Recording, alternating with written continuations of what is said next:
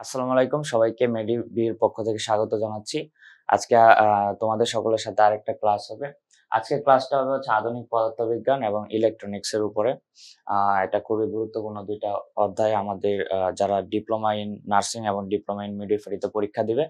তবে তার আগে আমরা একটু সাধারণ বিজ্ঞানে কয়েকটা নাম্বার যে ডিভাইডেশন ওইটা নিয়ে একটু আলোচনা করব। আ আমরা স্লাইড শুরু করার আগে ওই জিনিসটা নিয়ে একটু আলোচনা করব। আমাদের আ যে সাধারণ বিজ্ঞানটা আছে, সাধারণ বিজ্ঞান এই টপিকটার মধ্যে বেশ আ কয়েক ধরনের কোয়েশ্চেন থাকে। এই কোয়েশ্চেন গুলাকে আমাদের এনালাইসিস করতে হবে। তো ১ম এ যে বিষয়টা থাকে সেটা হচ্ছে অবশ্যই পদার্থবিজ্ঞান। তো সাধারণ বিজ্ঞানে বা আমাদের জেনারেল সায়েন্সে ১ম যে বিষয়টা থেকে কোয়েশ্চেন আসে সেটা হচ্ছে পদার্থবিজ্ঞান। তারপরে হচ্ছে অবশ্যই রসায়ন এবং জীববিজ্ঞান। তো এই ৩ টা বিষয় আমরা সকলেই জানি যে সাধারণ বিজ্ঞানে সাধারণত পদার্থবিজ্ঞান, রসায়ন এবং জীববিজ্ঞান থেকে কোয়েশ্চেন আসে। এছাড়াও বেশ কয়েকটা বিষয় থেকে আমাদের কোয়েশ্চেন আসে। সেগুলো কি? একটা হচ্ছে আমাদের স্বাস্থ্যবিজ্ঞান থেকে। ঠিক আছে? যেহেতু আমরা অবশ্যই মেডিকেল রিলেটেড সাবজেক্টে পড়াশোনা করতে আসতেছি। তো সেই কারণে আমাদের অবশ্যই স্বাস্থ্যবিজ্ঞান থেকে আমাদের বেশ কয়েকটা কোয়েশ্চেন থাকবে। এছাড়াও আ সরি খাদ্য এবং পুষ্টি। খাদ্য এবং পুষ্টি থেকেও কোয়েশ্চেন থাকবে এবং ভূগোল থেকে কিছু কোয়েশ্চেন থাকবে। এবং ভূগোলের মধ্যে অবশ্যই আমাদের পৃথিবীর মানচিত্র বা এই বিষয়গুলো থেকে যেরকম থাকবে সেরকমই মহাকাশ থেকেও বিভিন্ন ধরনের কোয়েশ্চেন থাকতে পারে। তো এই জায়গাটা সবার একটু ক্লিয়ার হওয়া প্রয়োজন যে আমাদের কি ধরনের কোয়েশ্চেন থাকবে। অবশ্যই পদার্থবিজ্ঞান, রসায়ন, জীববিজ্ঞান থেকে আমাদের অবশ্যই কোয়েশ্চেন থাকবে। এছাড়াও আমাদের স্বাস্থ্যবিজ্ঞান থেকে কোয়েশ্চেন থাকবে, খাদ্য এবং পুষ্টি থেকে কোয়েশ্চেন থাকবে এবং ভূগোল থেকে কোয়েশ্চেন থাকবে। সো তোমরা যারা পড়াশোনা করবে এগুলা আলাদা, আলাদা ভাগ করে বুঝে শুনে পড়াশোনা করতে হবে। তো আজকে আমাদের যে টপিকটা, ১ম টপিকটা হচ্ছে আধুনিক পদার্থবিজ্ঞান। সো আমরা দেখছি মাত্র যে আমাদের পদার্থবিজ্ঞান নিয়ে পড়াশোনা করতে হয়। সেখানেরই একটা আলাদা একটা ব্রাঞ্চ হচ্ছে আধুনিক পদার্থবিজ্ঞান। সো আধুনিক পদার্থবিজ্ঞানে আমরা ১ম এ বিভিন্ন রশ্মিগুলো নিয়ে আলোচনা করব। ১ম যে রশ্মিটা নিয়ে আলোচনা করব সেটা হচ্ছে এক্স-রে। আমরা এর আগে আলোকবিদ্যা বা তড়িৎবিদ্যা সবগুলোর মধ্যেই এই কয়েক ধরনের রশ্মি নিয়ে আলোচনা আমরা করেছি।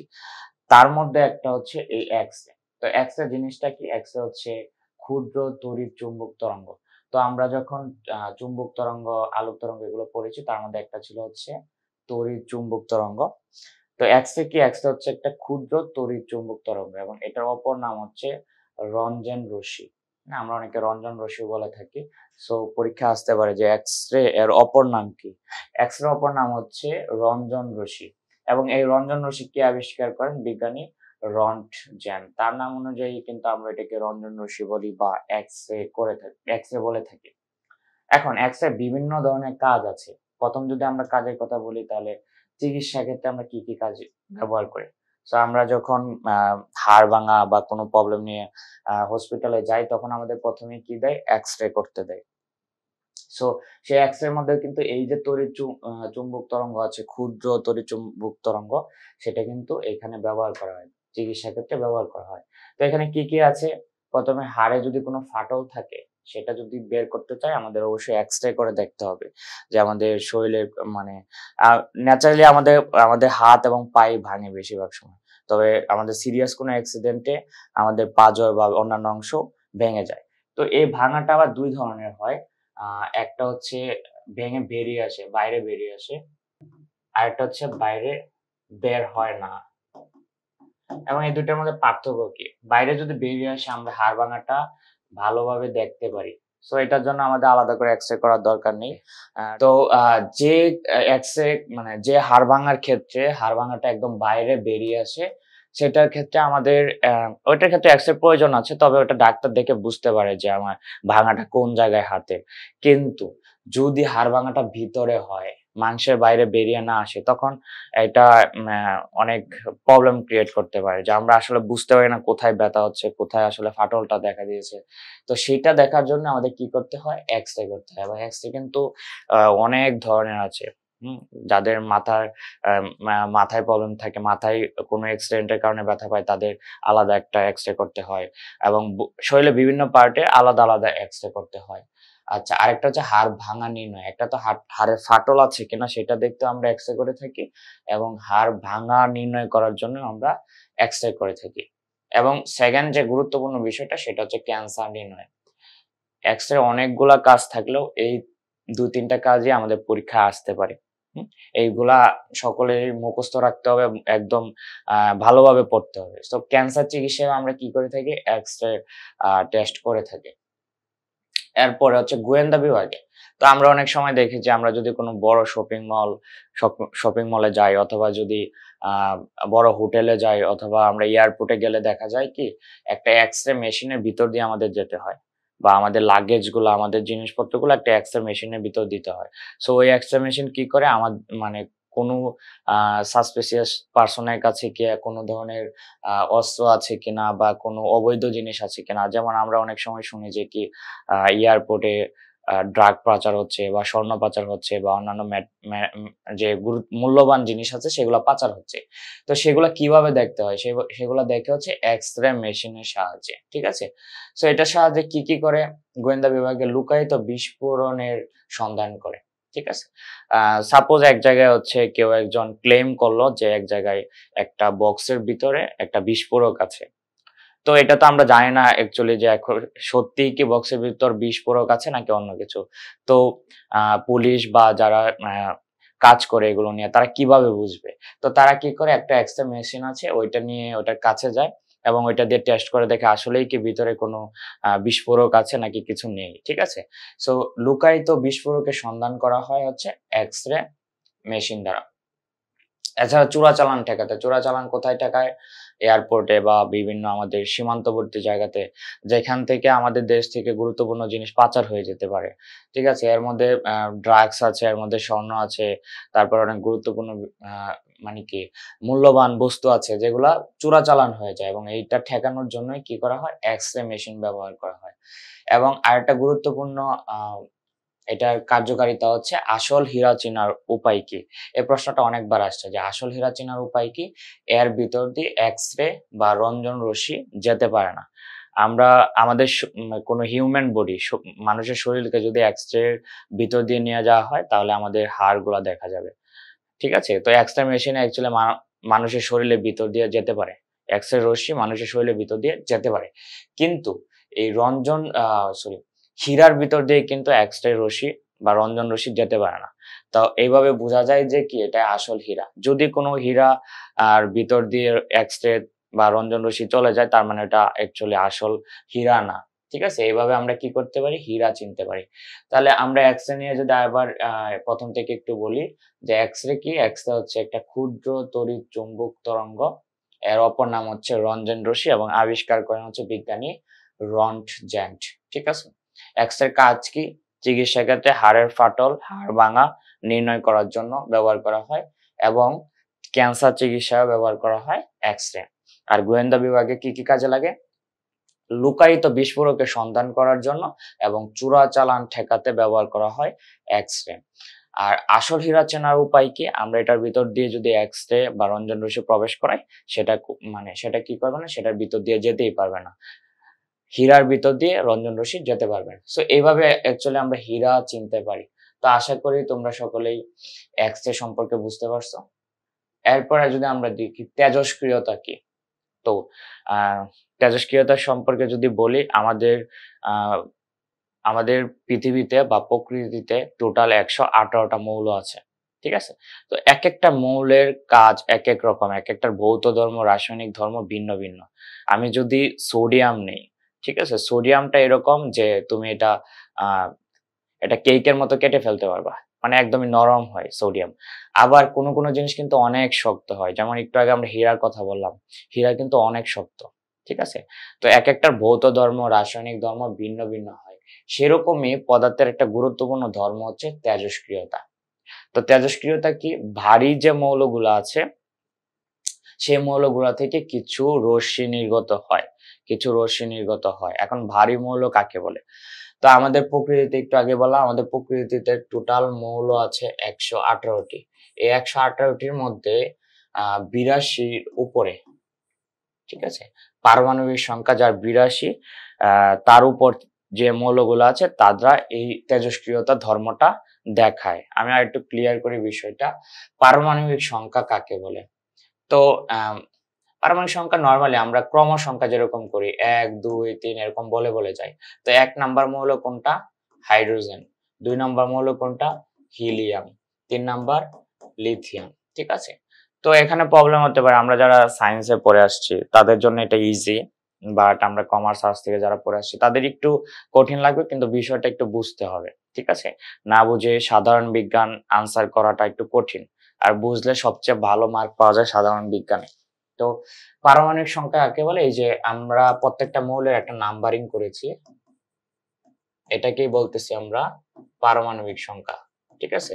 যেমন হাইড্রোজেনের পারমাণবিক সংখ্যা হচ্ছে 1, হিলিয়ামের 2, লিথিয়ামের 3, এরকম করে 118 পর্যন্ত হচ্ছে আমাদের মৌল আছে। এবং 82 পর থেকে মৌলগুলাকে বলা হয় হচ্ছে তেজস্ক্রিয় মৌল। ঠিক আছে? এখন তেজস্ক্রিয়তা কি আমরা আগেই বলছি যে ভারী মৌলিক পদার্থ। ভারী মৌলিক পদার্থ কত? 82 উপরের মৌলগুলাকে বলা হচ্ছে ভারী মৌলিক পদার্থ। এই পদার্থগুলো নিউক্লিয়াস থেকে স্বতঃস্ফূর্তভাবে অবিরত আলফা, বিটা, গামা রশ্মি নির্গত হওয়াকে বলা হচ্ছে তেজস্ক্রিয়তা। সো আমরা পারমাণবিক সংখ্যা আশা করি বুঝতে পারছি। এখানে আরেকটা বিষয় বলতেছে নিউক্লিয়াস। এটা আমরা সবাই জানি। পদার্থের কেন্দ্রে যা থাকে তাকে আমরা বলি নিউক্লিয়াস। পদার্থের কেন্দ্রকেই বলি আমরা নিউক্লিয়াস। ঠিক আছে?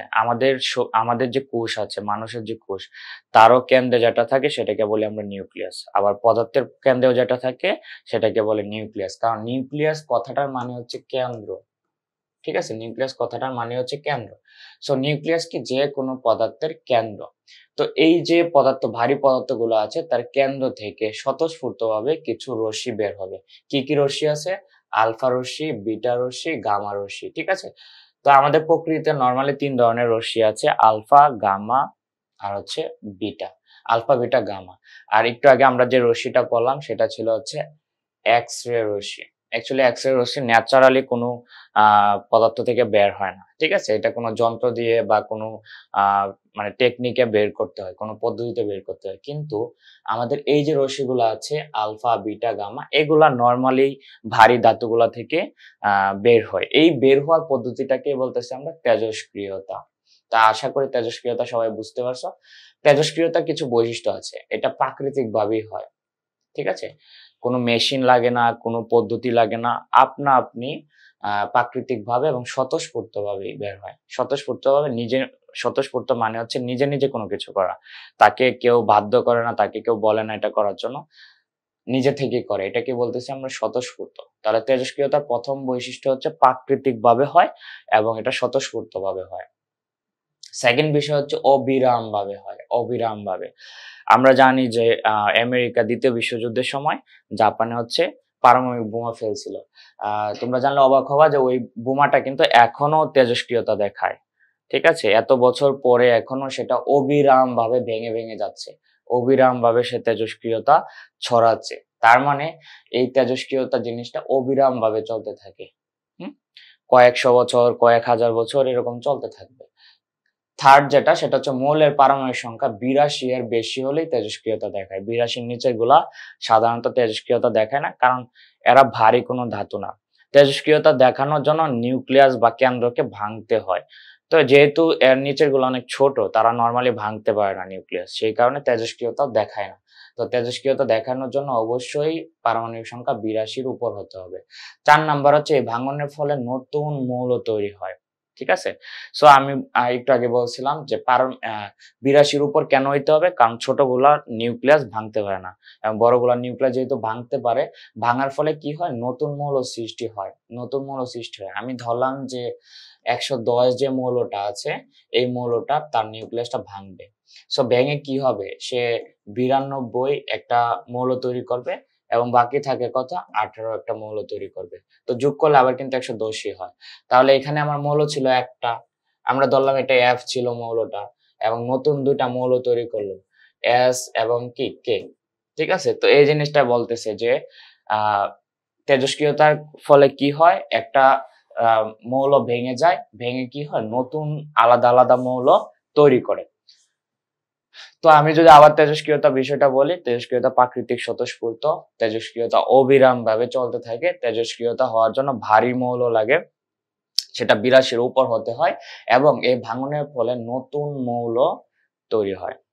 আচ্ছা, এরপরে যদি আমরা দেখি যে প্রকৃতিতে প্রাপ্ত কয়েকটি তেজস্ক্রিয় মৌলের উদাহরণ, এটা খুবই গুরুত্বপূর্ণ। এটা খুবই গুরুত্বপূর্ণ যে প্রকৃতিতে আমরা কি কি তেজস্ক্রিয় মৌল পাই।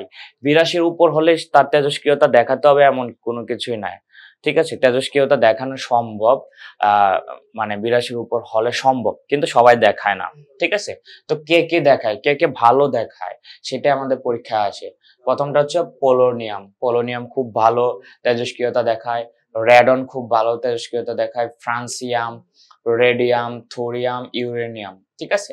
তো এখানে রেডনও আছে, রেডিয়ামও আছে। এই দুটার মধ্যে কেউ আবার ঝামেলা পাকায় না।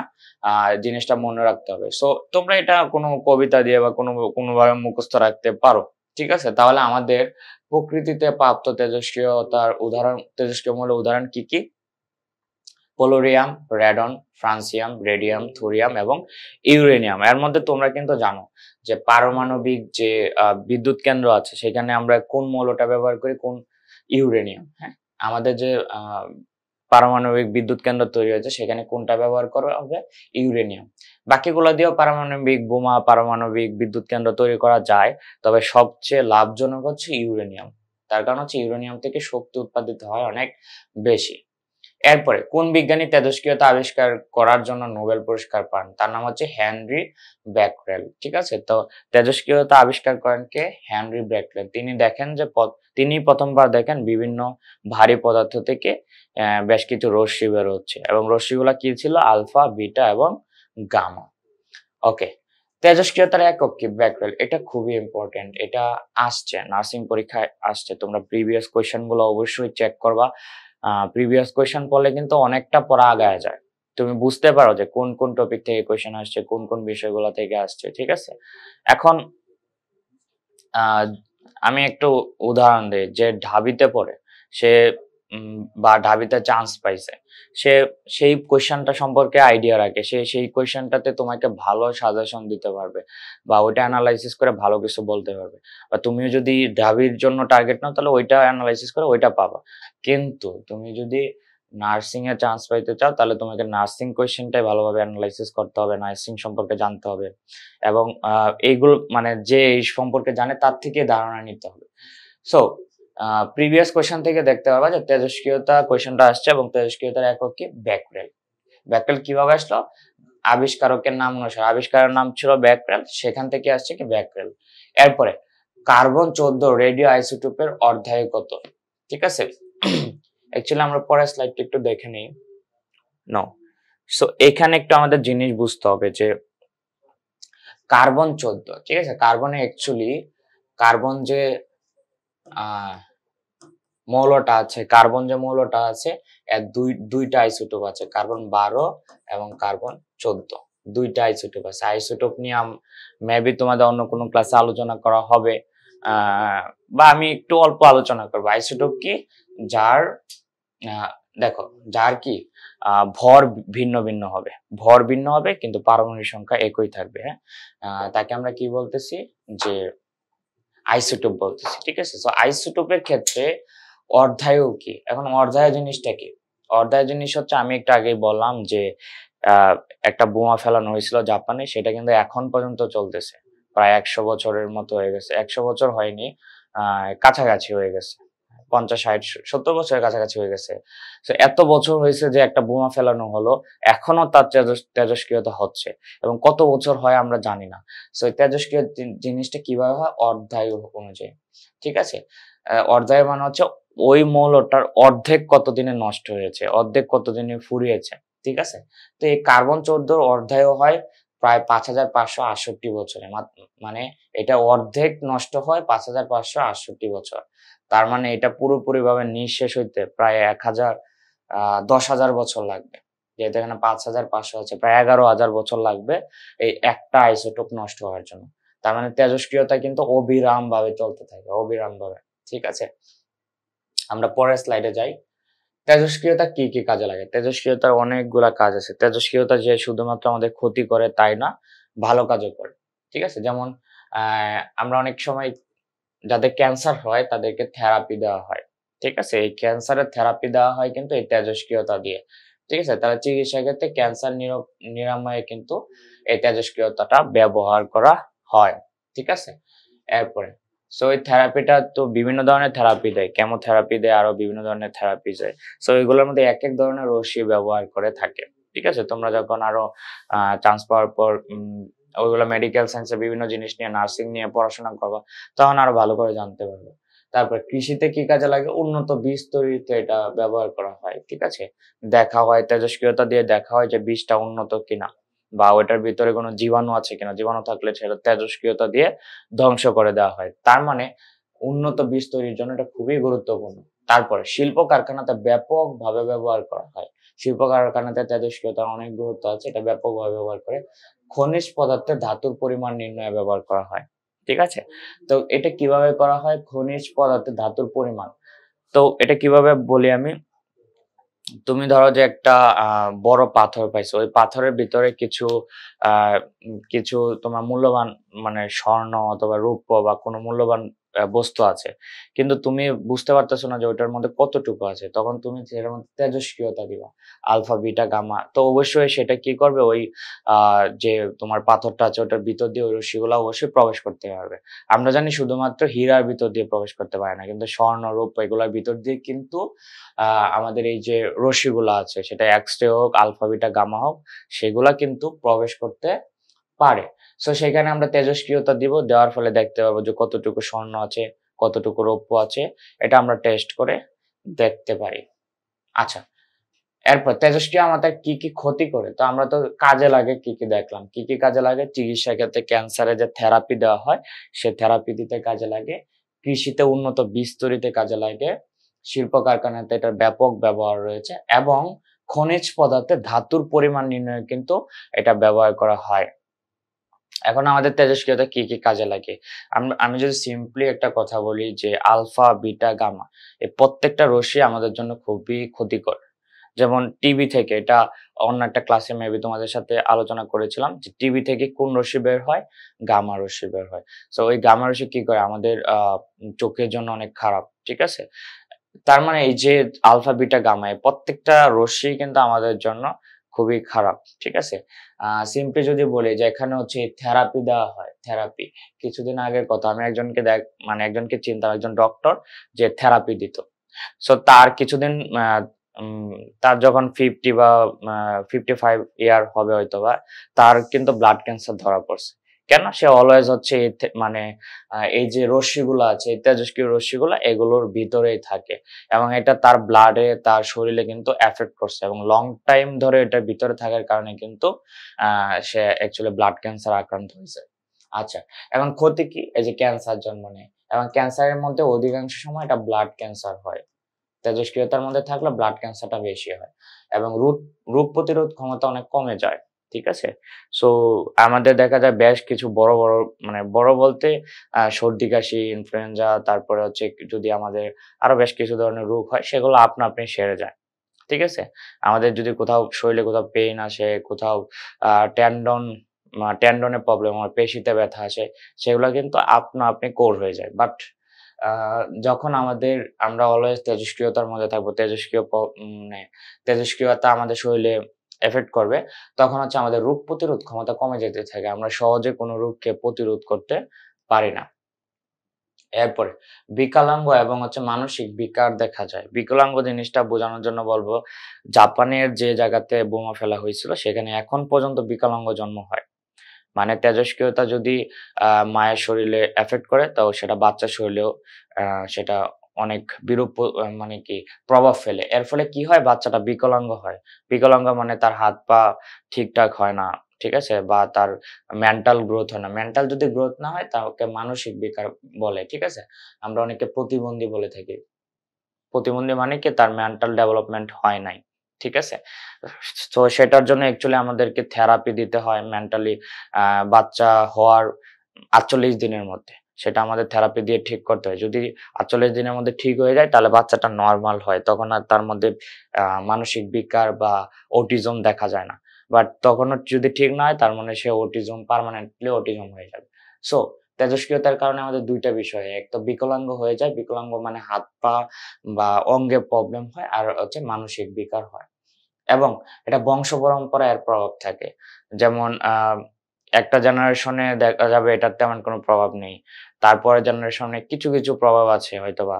তার গায়ে মানে ছোপ দাগ আছে, তার পার্মানেন্ট কিছু মানে স্পট আছে গায়ে, চোখে প্রবলেম আছে, চোখে হয়তোবা কম দেখে। ঠিক আছে? বাচ্চাকাল থেকে হয়তোবা চশমা নেওয়া লাগতেছে। এরকম অনেক ধরনের প্রবলেম ক্রিয়েট হয়েছে। তারপরের জেনারেশনে দেখা যাবে আরো বাজে অবস্থা। সো এটা কি হয়? বংশ পরম্পরায় কিন্তু এর প্রভাব চলতে থাকে। তাহলে ক্যান্সারের ক্ষতিকর দিকগুলো আমরা বুঝতে পারলাম যে সরি ক্যান্সার বলতেছি তেজস্ক্রিয়তার ক্ষতিকর দিকগুলা কি ক্যান্সারের জন্ম দেয়, রোগ প্রতিরোধ ক্ষমতা কমিয়ে দেয়, বিকলাঙ্গ এবং মানসিক বিকার দেখা দেয় এবং এটা বংশ পরম্পরায় এই প্রবলেম গুলা চলতে থাকে। এরপরে তেজস্ক্রিয় আইসোটোপ কি? তো আইসোটোপ আমরা একটু আগে দেখলাম। ঠিক আছে? যদি একই মৌলের ভিন্ন ভর সংখ্যা থাকে। ঠিক আছে?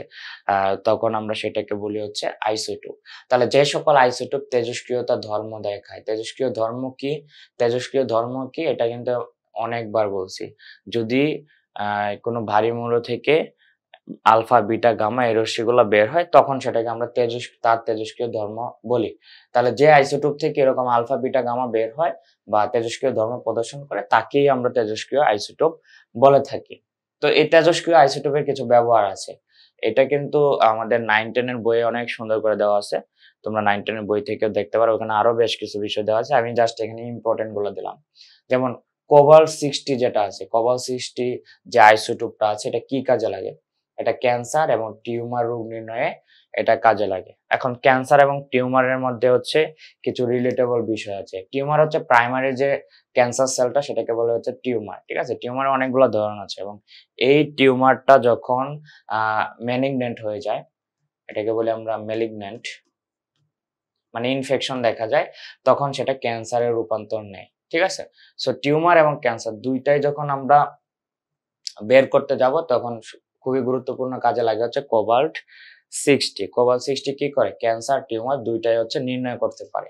এরপরে গলগণ্ড রোগ নির্ণয়ে আমরা আয়োডিন 131 আইসোটোপটা ব্যবহার করি। গলগণ্ড নির্ণয়ে আয়োডিন 131 এটা আমরা ব্যবহার করি।